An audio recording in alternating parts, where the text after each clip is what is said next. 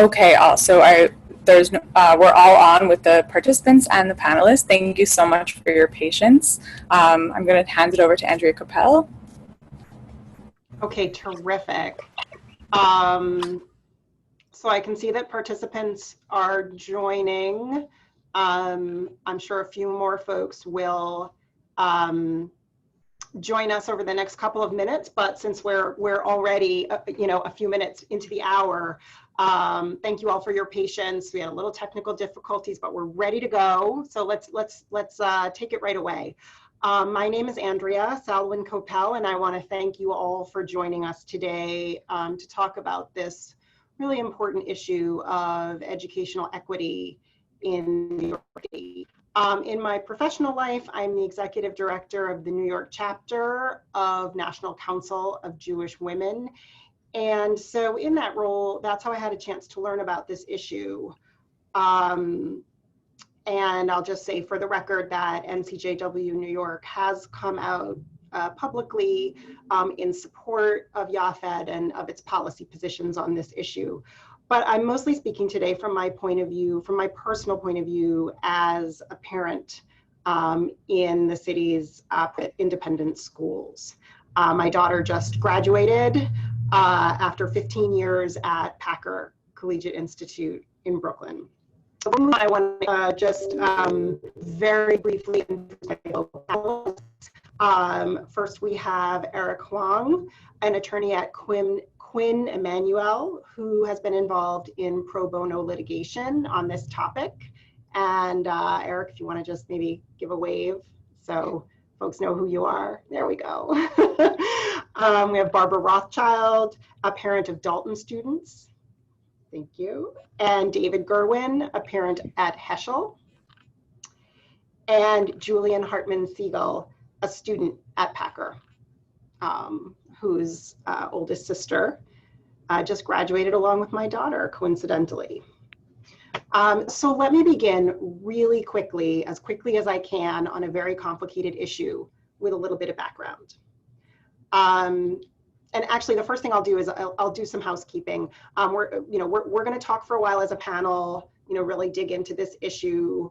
And after a little while, we're going to open it up to questions.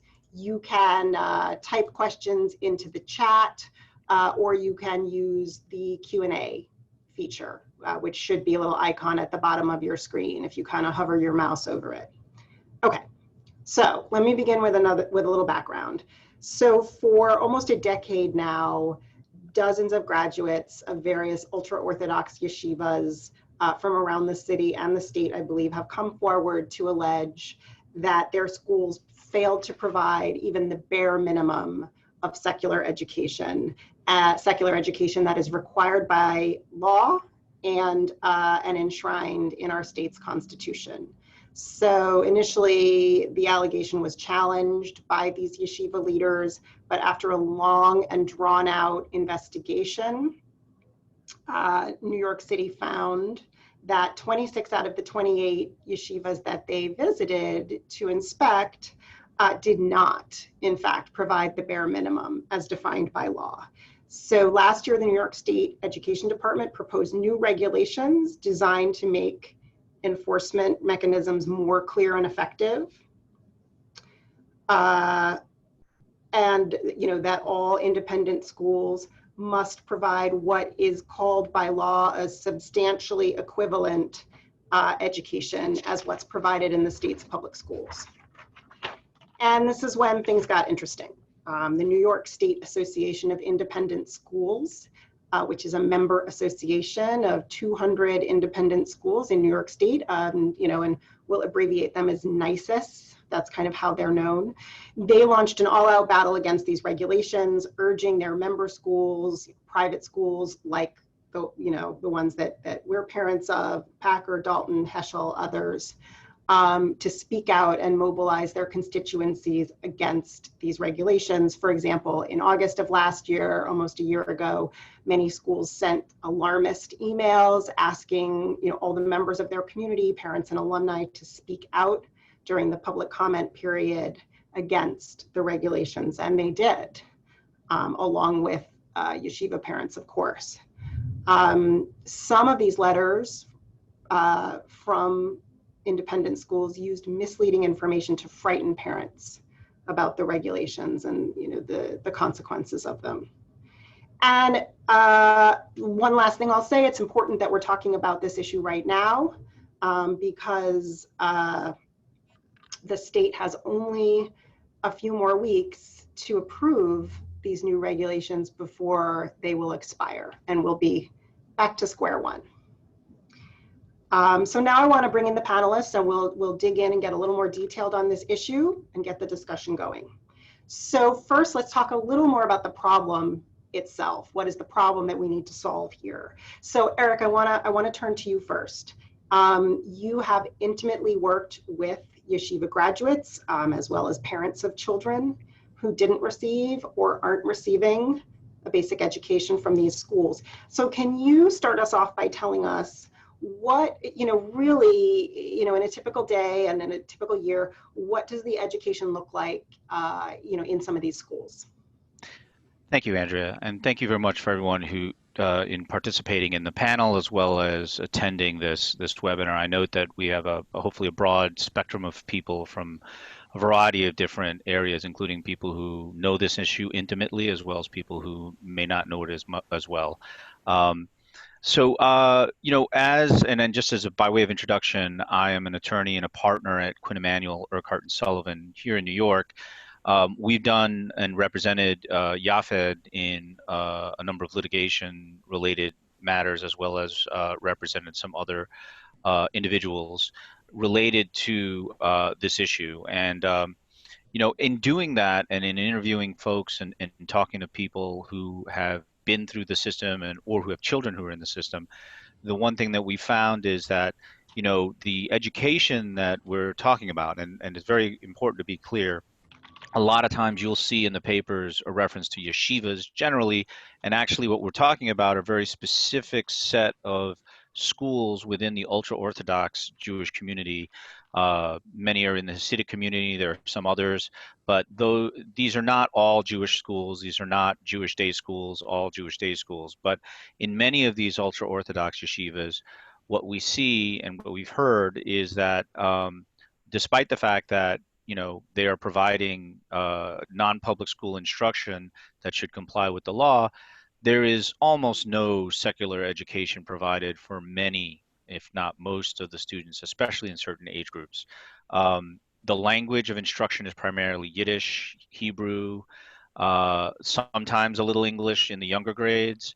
From the ages of 7 to age 12, what we've seen is that the average Hasidic boy receives instruction in very minimal basic English reading, writing, arithmetic for no more than 90 minutes a day, if they get that at all, depending on the school. And that's usually only for about 4 days a week. The primacy is given to the religious instruction. And once they reach an age of 13, then pretty much all secular education stops. And what we're seeing is that, and it still continues to this day, and what we saw in the report from the Department of Education is that for many of the schools, there is no secular education above a certain level. And the impact of that we've detailed in a number of our submissions in some of the litigations that we had been involved in, declarations from people who had been in school, students, declarations from parents, as well as the results of Yaffed's report in 2017, detailing some of the complaints, including those that led to the Department of Education investigation that we just recently got an interim report on. The classes are, as I said, taught primarily in a language not in English. And one of the biggest issues is that oftentimes there really isn't a requirement that the teachers who do teach these classes are qualified to teach these subjects. It's almost an afterthought in many of the schools. And once these, especially the boys, reach 13, they start spending 12 hours a day in their schools, learning only Judaic studies. There is no English, math, science, social studies.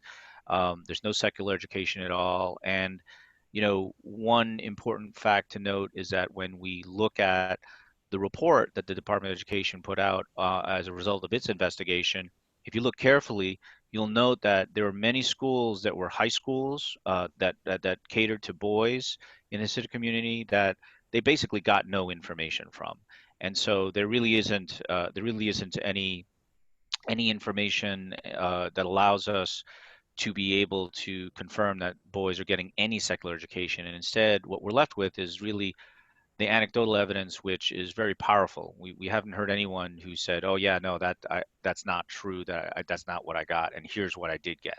So, but I'll leave it at that. We could probably speak Yeah. for a very long time on that subject, but that's what we found in the work that we've been doing. All right, great. Thank you, Eric. So it's even more frightening because we only have a small sliver of information, and what we have is pretty damning. I think we've all learned these days that stonewalling and simply refusing to comply is a very effective tactic, for better or for worse. So just to expand a little bit on this, David, I want to bring you in here. And I think that there's a lot of confusion between these Yeshivas that we're talking about and what's really considered more of a Jewish day school. I think when a lot of us hear yeshivas, I know I did in the past, I thought of the yeshiva of Flatbush. You know, my father went to the yeshiva of Flatbush and got, by any measure, an excellent education through 8th grade. At that school, we all think of SAR Academy or Heschel, where you're a parent. So I want to turn it to you, and can you just expand a little more on the differences between the Jewish day schools that some of us are more familiar with and these yeshivas? Sure. So at Heschel, like at Flatbush or SAR, there's a full complement of secular instruction. It's very college-oriented. There's plenty of not only English, but by the time that you get to high school, there are other language opportunities available, like Latin or Spanish. So there's science research. There's the kind of things that you would get at any private independent school or at any of the strong public schools in the city. I'll say briefly that anytime you make a schedule in education, and I'm an education professor at Queens College, you're making choices. So for example, if you do science research at Heschel, you're going to have to give up art and music. The school day goes until 5 o'clock. There are 9 periods a day. But nobody's going to school on Sunday. Although you might go for a sports competition or an extracurricular, that's not a regular school day. You have there are never school activities on Shabbat, but there isn't. Sunday is still actually part of a regular weekend.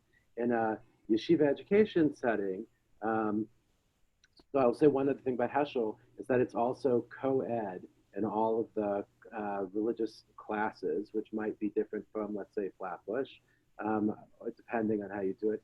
But there's prayer every day, and there's Orthodox prayer options, but there are also meditation minutes. So it's a very, very different sort of setting from the yeshiva. And the yeshiva, the settings that Eric's talking about, you probably, even in early grades, have a full day of religious instruction in Yiddish, and some of the stuff you're studying might be in Hebrew until maybe 4 in the afternoon or 5 in the afternoon, and that's when you get to a bit of secular studies. And one of my friends, when we were both graduates of college, got a job in one of those places and called me up and said, David, I know you do this professionally. I'm going to have an hour a day with 5th graders to teach them the only American history they're ever going to have in their entire life. What should I do? And that, I think, sums up the difference as far as I would know. Okay. Yes, thank you. Okay, Eric, I want to bounce back to you here because I think you're the best person at this point to give us the basics, as briefly as you can, because I know it's a number of dense pages, but if you could give us the basics as briefly as you can of what exactly these new proposed New York State Education Department regulations actually say, And I think more importantly, what they don't say. Wait, Eric is still muted. Well, There we I go. try not to be the one person that does that every video call, but today I did not succeed. So, I'll try to do that. It obviously there's a lot to these regulations, but I think a couple of important points before I talk about the regulations themselves, and that is what we're talking about, the framework of oversight that the state provides, as you pointed out in your introduction, is something that's actually been in place for over 100 years. The New York State Constitution provides, as interpreted by the courts as recently as the 90s, that every child between the ages of 6 and 16 are entitled to a sound basic education. And that has been interpreted to mean, basic understanding of, reading, writing, and frankly, ability to participate in civic life. Um, the the Constitution is the basis on which the education law has been passed, and we have, like many states, actually, I think almost every state in the country has a compulsory education law. And what that does is it sets up a system of free public schools, but also expressly allows for instruction of children in a non-public school setting or homeschool, and those are in the regs. There, I mean, in the statute, and that's expressly allowed. But those are allowed with a specific caveat, and that caveat is that the instruction given to a child has to, and I can read the language from the statute. The instruction given to that child has to be at least, quote, substantially equivalent to the instruction given to children of like age and attainments at the public schools of the city or district where the minor resides. That is the standard. And that's the standard, the language that applies to all children in non-public schools. It doesn't apply to homeschooling. There's a separate one, but it has some similar language. But it does apply to non-public school instruction. And what we are talking about here when we talk about substantially equivalent is not replicate the public school. It's not you have to teach everything, the exact same curriculum as the public school. In fact, I think it's abundantly clear when you look at the statutes and the regulations try to synthesize all the different statutes that apply to instruction. What it means is that you need to get to a basic floor. And that's really what we're talking about with respect to the regulations that have been put in place. And the regulations are out there to set forth, and what they do is they set forth in more detail what are the kinds of things that need to happen. In the statute prior to 2018, every non-public school in the state was actually under the oversight of the New York State Education Department, but also their local school districts. The local school districts just didn't often participate. In 2018, at the behest of those in the ultra-Orthodox community, a change was made to the statute that we've called the Felder Amendment, where the statute was amended to create a carve-out for ultra-Orthodox yeshivas that essentially gives specific guidance on how to establish substantial equivalence for these schools. And it was intended originally and sought to provide an exception for these ultra-Orthodox yeshivas, but the negotiations ended up with something that is sort of half of what everybody wanted. And so what it does is it provides a special determination that is only made by the commissioner, not by the local school authorities, as to whether or not a school that falls within that category is substantially equivalent. And the purpose of these regulations is to clarify, well, how does that happen? And how does it happen overall? Now, it just so happens that this carve-out probably doesn't apply to any of the other schools besides ultra-Orthodox yeshivas. And so Eric, I'm gonna redirect you here, because since we are talking primarily to parents at independent schools, the way that we come, private schools in New York City, what are the requirements that would apply to those? What are we talking about here? Why is everyone so upset? Right.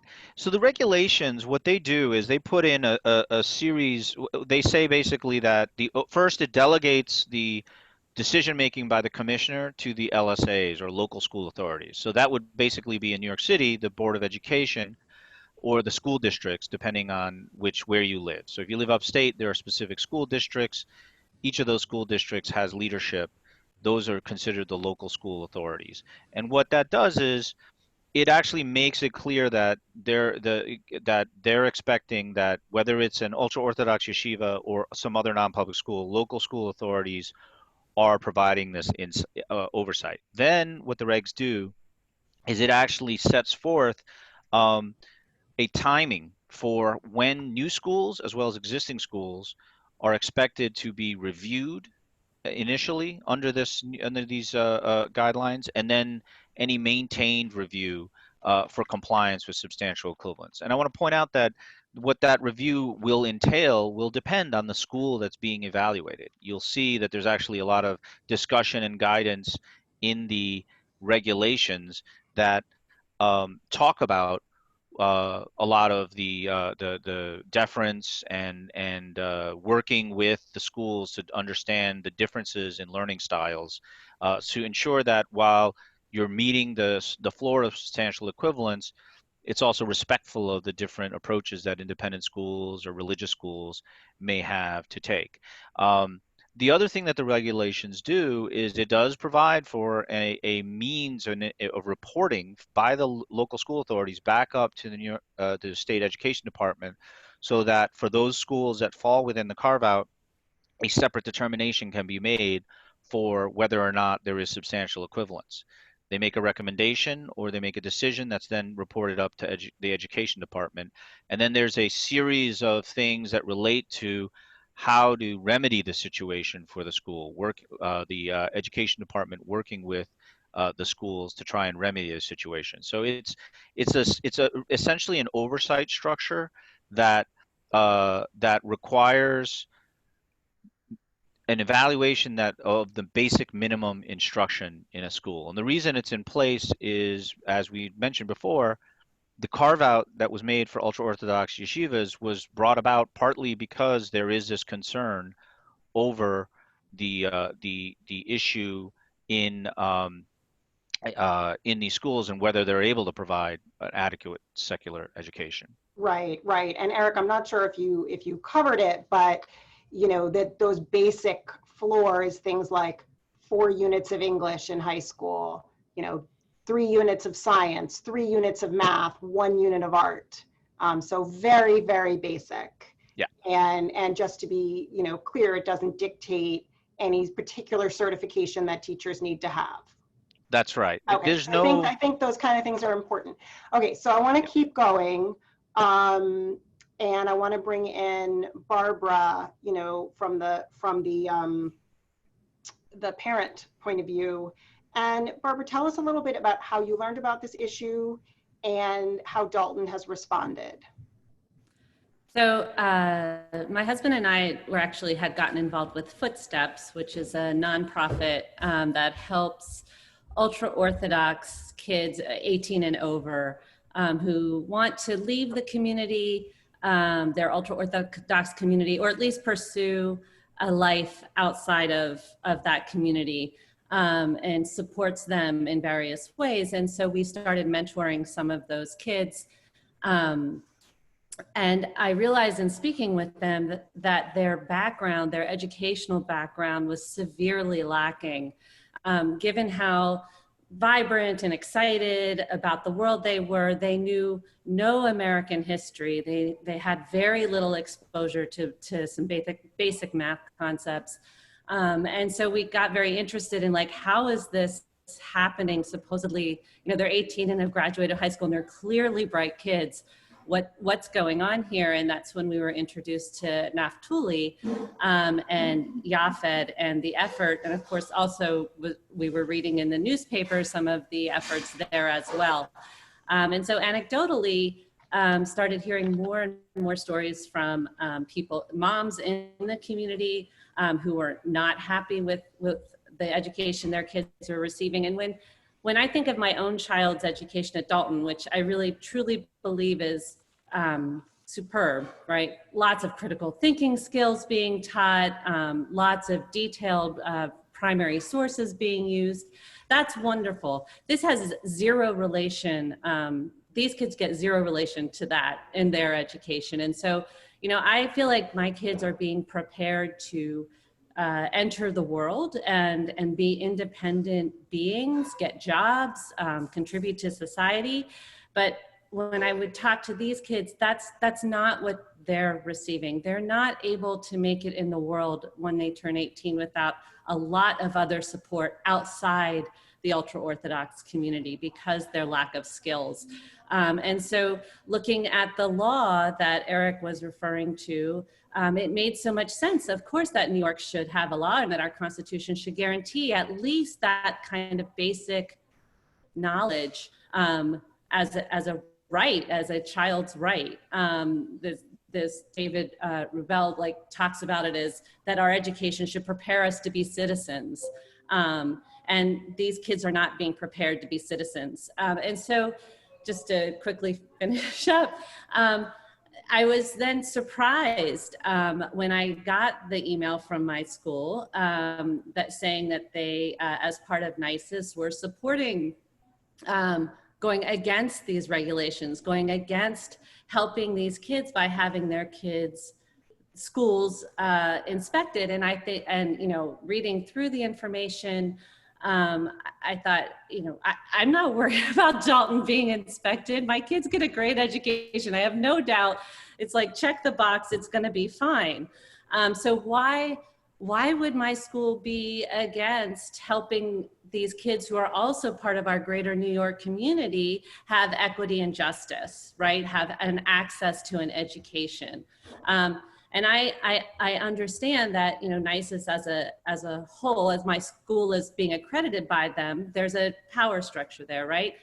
My school needs to be accredited by NYSIS, and now NYSIS is asking them to participate in this. But I think then also as a parent, I also have a role to say to my school, I don't agree with this. I think that we should be helping these kids. I think that we should do whatever, you know, how we can negotiate. We can, I'm sure there's a solution here so that we can be inspected, and that I don't believe that it's going to be a huge intrusion into my child's education.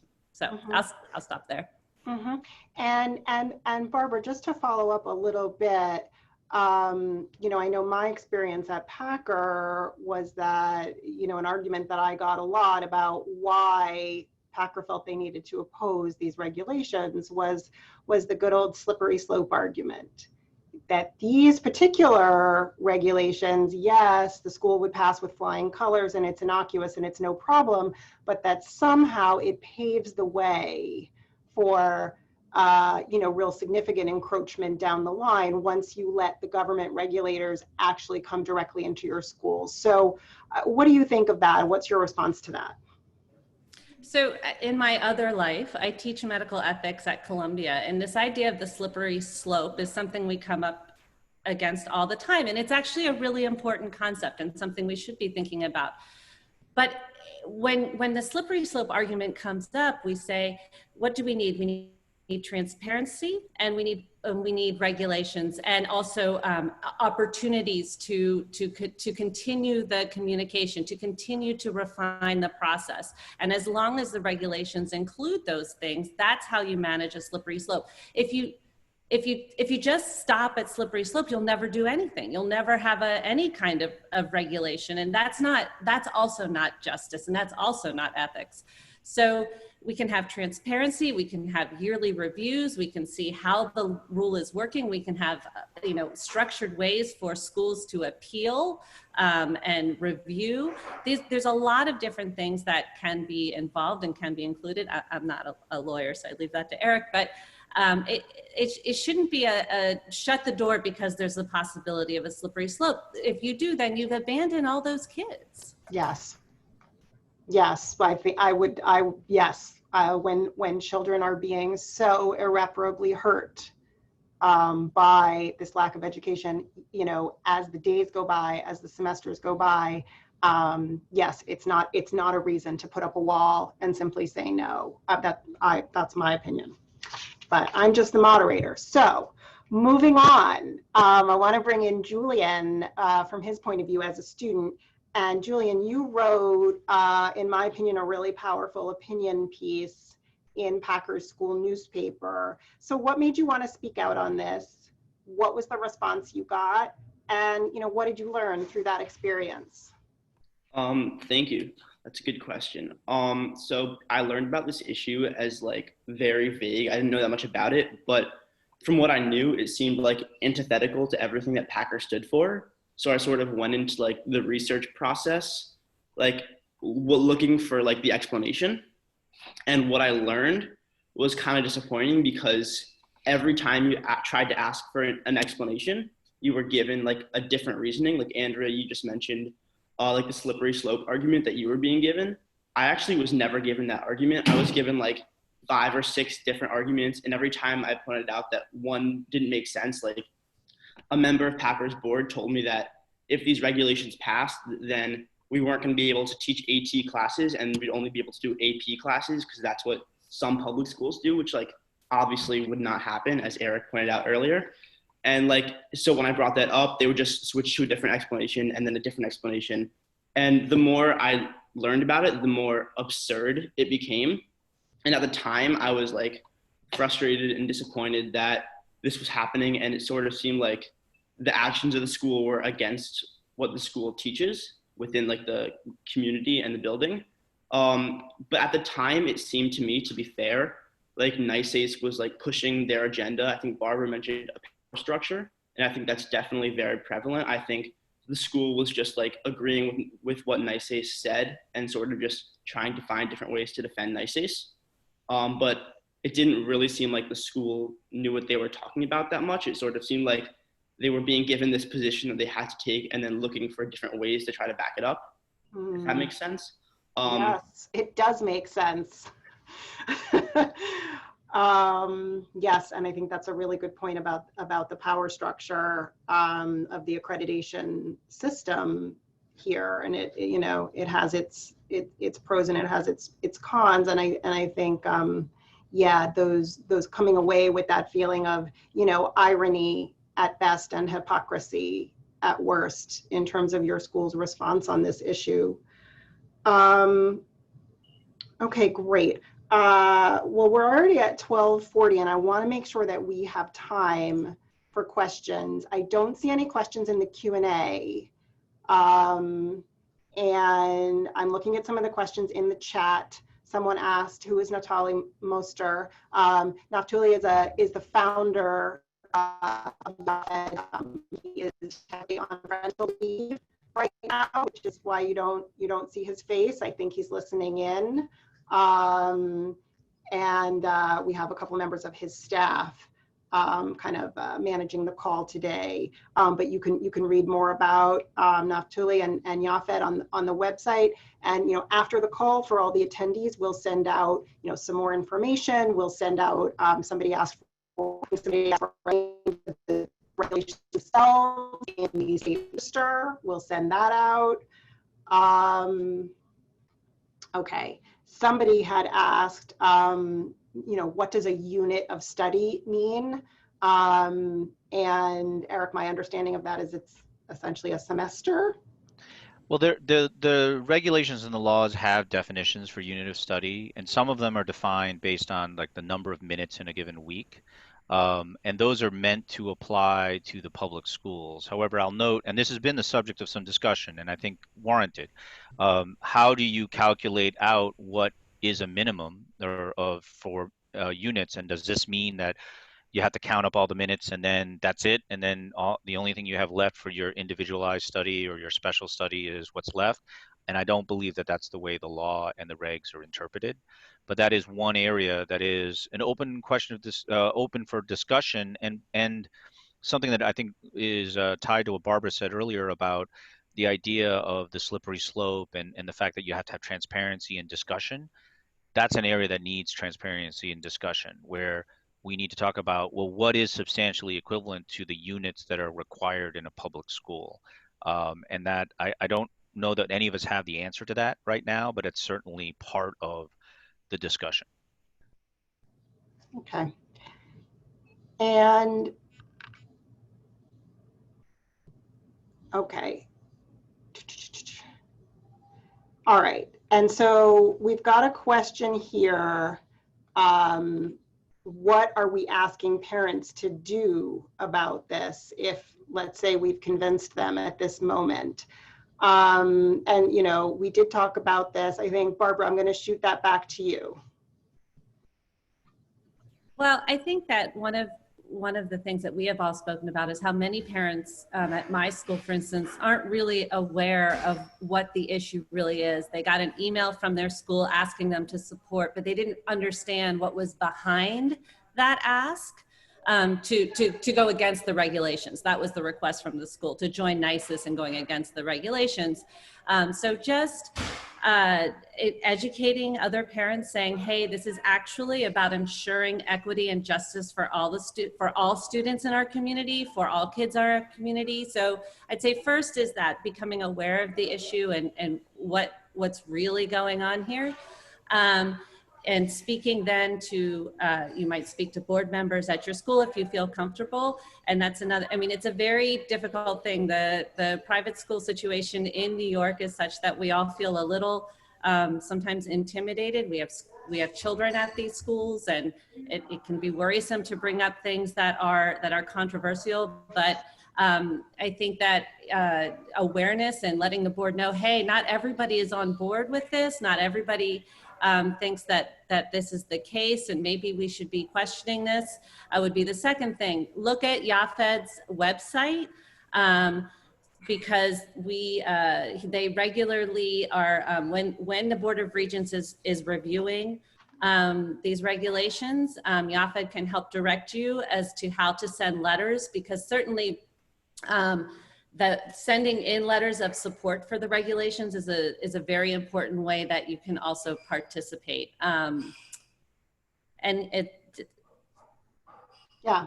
All right. Thank you, Barbara. And I want to kind of, you know, second what Barbara says as a Packer parent. I've told this story a couple of times, but, you know, I was in vehement disagreement with Packer's position on this issue. And after they sent a very vague email that gave no context at all, asking for parents to oppose the regulations, I really wanted to speak out, but I felt very conflicted. My daughter was just about to enter her senior year, and I think irrationally, in retrospect, was afraid of some kind of retaliation if I spoke out and expressed dissent within the Packer community. And the one thing I really want to give Packer, you know, credit for, where credit is due, is, of course, there was no even whiff of any sort of retaliation against my child. You know, everything went great in her senior year, and, you know, it's fantastic. And I'll always be grateful to Packer for the education that she received. And I really think that, you know, I think Packer is not the only school. I think these schools can tolerate dissent. And when no one speaks up, of course, they're going to think everybody agrees. So I would really encourage that. Now, there was a question a little earlier on from David Gedzelman. He said, why do you think NICES schools told parents that the regulations would nullify the independence of independent school boards and would represent a state takeover of all non-public schools? Is there anything in the regulations at all that suggests this? And maybe, David, I think this will be a short answer, but I'm gonna pass it to you. What do you think? Is there anything in the regulations that says that this will be a takeover of independent schools? The short answer is no. I want to give a little bit more context, which is, I think it's really important for everybody here from a private school who doesn't work with the public schools to know that there are actually 39 public schools that are performance-based assessment schools. That includes Beacon on the Upper West Side, which people have heard of. They don't give the Regents exams. They have much different kinds of curriculum. At Urban Academy, they don't follow, you know, they don't teach all of ancient history in 9th grade. They're just as apt to have a course on Native American history or slavery in the Atlantic world as they are to have some, you know, specific Asian history course. So I think it's really important for people to know that within the regular New York City Department of Education, not charter schools, there are a bunch of schools that do not give the Regents exams, that have performance-based assessment, and that everybody also knows that there are specialized performing arts schools, and it's not just LaGuardia. There's also a Frank Sinatra school in Queens. But my point is that there are hundreds of schools and a vast amount of diversity among them. And it's not at all true that even the fully public schools inside the regular DOE slavishly teach that curriculum and then only give low-level Regents exams, and all the fears that Julian mentioned were told, were thrown at him. And he still wrote his op-ed. So if he can speak up, I think even parents can. But I think that's really important for people to know. Yeah, thank you, David. And there was another point in the chat that we should give the folks out there a sense of the scope of the volume of children that we're talking about here. And I don't think we've done that. I don't want to play fast and loose with numbers, but if you think we're only talking about a few hundred children, we are not. There are thousands of children across the state. If any of our panelists, Eric, do you want to chime in here and maybe give a sense of the scope? Yeah, I mean, we're talking like actually on the order of many tens of thousands, closer to 100,000 across the state. I mean, if you look at just Hasidic children alone, and this is a stat I can thank David Gedelman for sending across, it's about 82,000 kids alone in the Hasidic community, and there's a few others. But and it's growing. I mean, I think it's one of the fastest growing populations in the state, and so there's no reason to think that that's not going to be a bigger impact as the years go on. I wanted to add that other countries do manage to do this. Other countries in Europe and in Canada establish regulations for the Hasidic schools, and they do abide by them, and they're inspected. So this is not such an unusual ask that these schools, as part of the American community and receiving actually funds.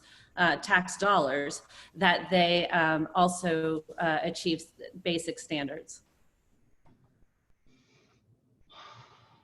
Okay, and there's another question in the chat that I cannot answer from Melissa Krebs.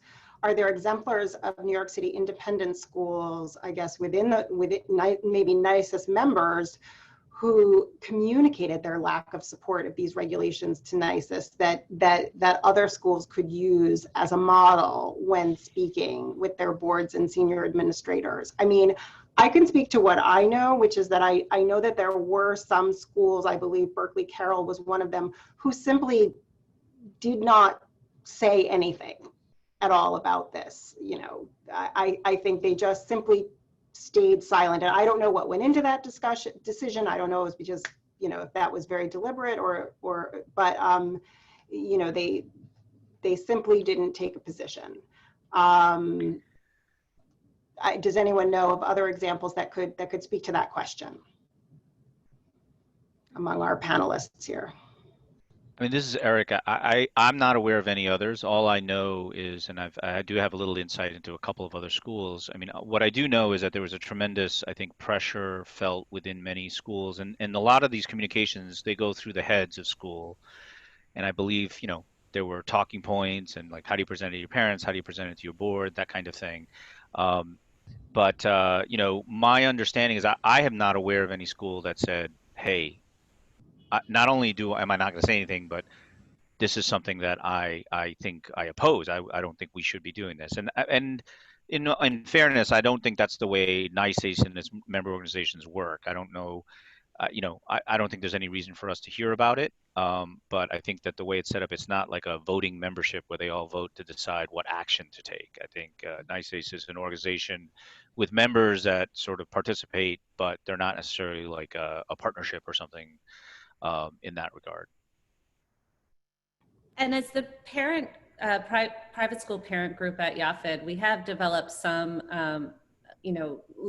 form letters that we were sending to other parents. And so from the chat box, if you're interested, contact Yaffed through their website or through Facebook, and we can provide you with more information and more of the forms and letters that we've used in the past. Mm-hmm. And we also have a question from another student, another independent school student who asked, what is the culture of this issue among students who attend independent schools? How aware are the students of this issue and what do they think? So I'm gonna pass that to Julian if you think you can give a sense of that. Yeah, not at all. Like nobody who doesn't have like a specific reason to know about it, like their parent knows about it or something, like nobody knows about it. It's not talked about at all. Yeah, I just want to second that, to say that that's true at Heschel as well, where you might think as a Jewish community day school, there would be a broader presentation of this issue. I think the letter they sent was less scary than some schools sent, but they gave no context whatsoever as to why this issue was coming up. And I think that's a real failing. Yeah, which is almost bizarre. And Julian, when we were talking earlier, you related this issue to, some of the very long and very deep discussions that are going on right now among students about racism and equity, within the Packer community. And, do you see any parallels there? Yes, and I think this holds true for most predominantly white private schools in the city. I don't think it's just a Packer issue. I think that at least the feeling that a lot of students have is that in these discussions, the schools have been more concerned about like preserving the way they look than actually helping their students and making their students feel more comfortable. And I think that relates to this interestingly, because in this situation, well, as I said before, what I originally thought was that the schools were saying something to their kids, preaching values, but then not really acting on them in the outside world. And then in the race discussion, the parallel to that is that kids feel like they're trying to say the right things, but the real intentions are protecting themselves. And that's just like how a lot of kids think. Maybe that's not exactly what they're trying to portray, but that's how kids are feeling. So interesting. All right.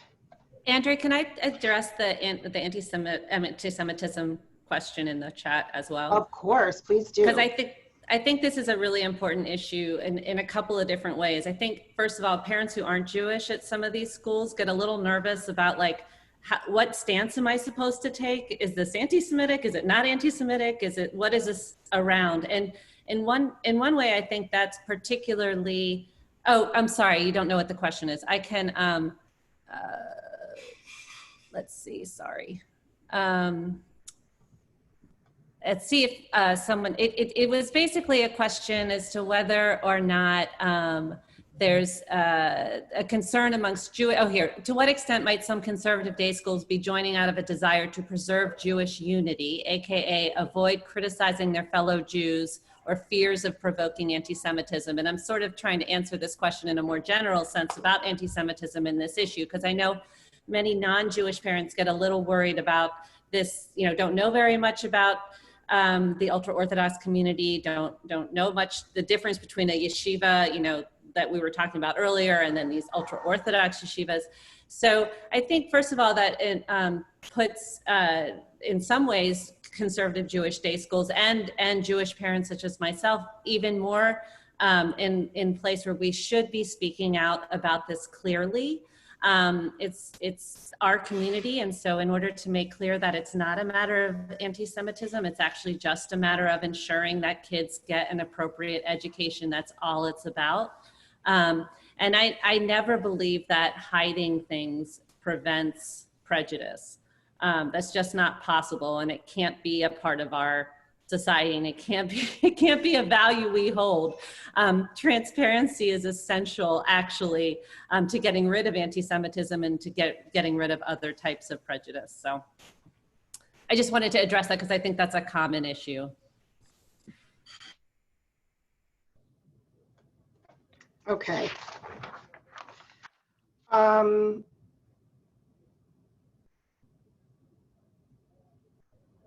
right, sorry, dead air.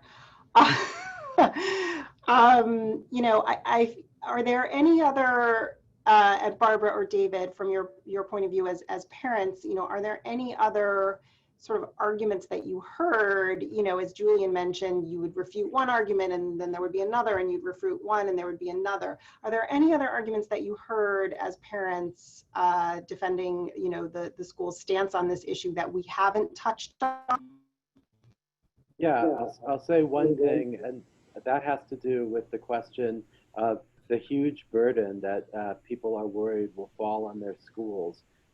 So first of all, I don't think that it's a huge burden to have somebody from your local educational district come in, see that you have a lot of instruction in English, that there's a range of mathematics and science and history, and that all of that, as well as whatever other instruction, in the case of Heschel, Judaic instruction going on. But I also want to say that NYSIS itself would probably play a very important role in working with schools on any response to such a investigation or inspection, because basically that's what they already do for NYSIS. I just want to say, right, NYSIS, in order to get accredited by NYSIS, you don't just sit around and hand them a few curriculum documents.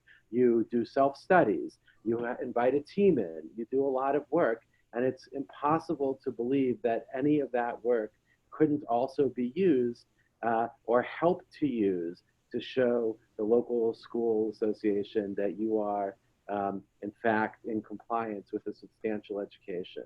And I also want to emphasize what Eric said. It's really very different. You're talking about just hours and hours of Talmud and Yiddish-based language. And I don't think that it is this scary thing that schools had pointed out.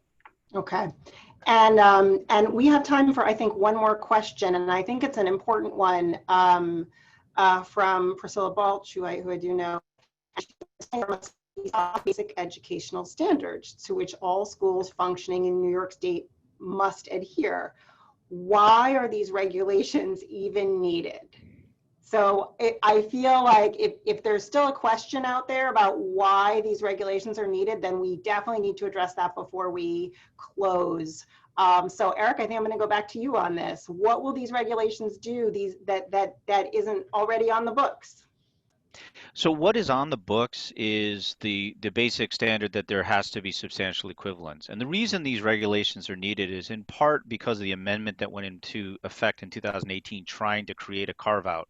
In doing so, they created a second system where the determination would only be made by the commissioner. And so from the education department's point of view, they needed to provide some guidance and they tried to, and were sued by NYSACE and others to basically not to withdraw that guidance and then follow administrative procedures. So that's where we are now. The reason these regs are in place and have been proposed is that what NYSACE did was they tried to provide guidance in light of this attempt to create a carve out to protect the ultra-Orthodox yeshivas. And as a result, they needed to provide more clarity so that we know like how will schools be looked at. But they also can't just say, well, we're only going to go look at ultra-Orthodox yeshivas with this special regime. They need to be, they can't just do it based on religion or religious affiliation. And so this is a reg that just provides more clarity and frankly more oversight over what should have been in place for 100 years and has been in place, right? The regs and the prior regs and the prior guidance, as well as the statutes applied to these non-public schools before. We're really not talking about a big change for independent schools as an example. All it is just a little more clarity as to what NYSED says that local school authorities can do. So the reason the regs are in there are because of the changes that have taken place more recently. And frankly, there hasn't been oversight.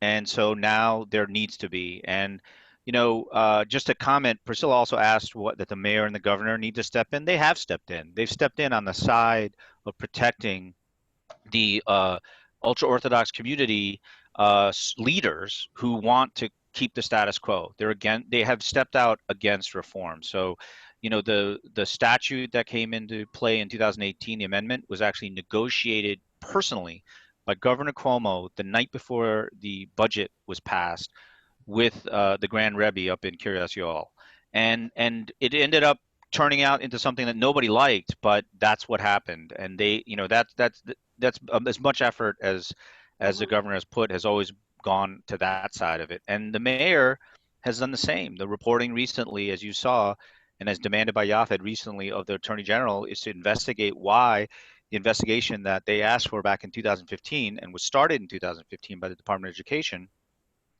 took so long to do. And now we learn from emails that have come out, as reported in the New York Post, that the governor intentionally told people in the Department of Education to slow things down and to basically, so that he could negotiate for longer public control of the city schools. So Yeah. That's where the mayor and the governor have stood on this, and I think it is important for them to step in and do the right thing, and I think that's what we were asking for. I think that's a really important point, that those elected leaders are not going to come in and be the saviors here. And it's not that they haven't focused on it. And when they have not been on the side of more accountability and oversight. And I also noticed, and this will be the last question because I know we're over time and I want to be respectful, but I think we need to address it. I guess we haven't been clear. There was a question, why do yeshivas not teach secular subjects? We want to put that in layperson's terms to people who are not in that community. And David, I think I'm going to ask you to do that. Why do these school leaders, believe that teaching these secular subjects is wrong? So let me try and rephrase what I think I can most usefully say instead of voicing for them. I want to say that in working a little with Yaffed, looking at claims about substantial equivalence, right? There's been some argument made that you can have an entirely Torah and Talmud-based education, and that can be substantially equivalent, right? So I want to say that their commitment first is to have for a variety of religious reasons and historical reasons, to have everybody have an incredibly in-depth education in what we might call the Bible for people, but also a whole long, much later interpretation called the Talmud around Jewish law, and that studying that is really an important part, not just of your own life, but an obligation for the community. And I just want to say that in some of the arguments, they said, well, look, if you study the Noah story, you will encounter some science. And if you make lunar calculations about when holidays come, you'll get some math. And I think the very basic piece to say is that they're really specific about, you need to start with a little bit of Bible, and then at a certain age, you introduce commentaries, and then later there's Talmud. And it's sequential, and that's really the way good education works. And you cannot learn mathematics by making a few random calculations about building an ark one day and 2 months later making a lunar calculation. And you don't learn biology by speculating about who was going on to Noah's Ark, right? So it really is a question of time and priorities and what you're getting, in the same way that I tried to open by saying, at Heschel, if you do the science research thing and you're still doing Talmud, even though we only introduced it in 9th grade, you're going to have to drop music because there's only so much time in the day. And the question is making sure that there's enough time in the day that you get to subjects that aren't at all in the Bible. And I just want to, I'll close by saying something about civic education, right? People sit on juries and people vote. And part of the state rulings about substantial education where people have to have enough English language skill to be able to read a referendum on a ballot. And you want people to have the kind of civic engagement that lets them be able to serve on a jury with you and for you. And, you know, in 2020 in Brooklyn, in the middle of COVID, in the middle of unrest that has to do with things dating back to slavery in the United States and the Civil War, if your education doesn't reach the United States and the Civil War and slavery, or redlining, you have no idea what's going on in the very place where you're living. And that's not fair to the kids. An adult can make a choice not to participate. A kid doesn't get to make that choice. Yeah. And that is really what this issue comes down to. And I think, David, that's a wonderful, really important place to close.